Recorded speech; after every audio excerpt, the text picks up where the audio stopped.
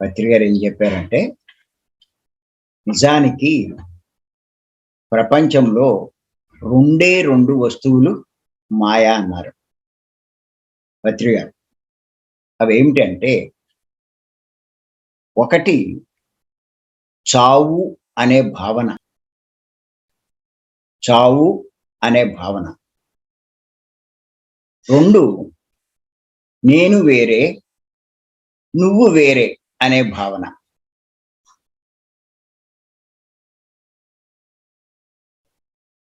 అంటే అసలు చావు లేదు, కానీ చనిపోతాను అని భావిస్తూ ఉంటారు.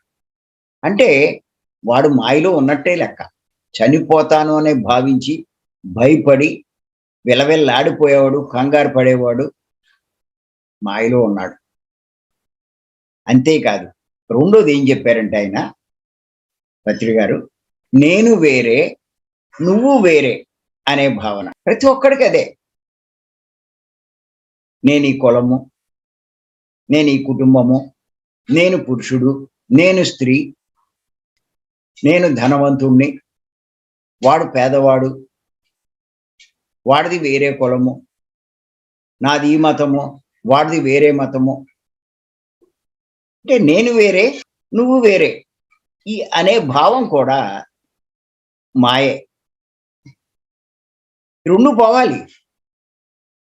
చావు అనే భావన, నేను వేరే, నువ్వు వేరే అనే భావన, ఈ రెండు పోవాలి ఎవరికైనా సరే. ఈ రెండు పోకపోతే మీరు మాయలోంచి బయటపడినట్టు కాదు. మాయలోంచి బయటపడకపోతే మీరు దుఃఖంలోంచి బయటపడలేరు.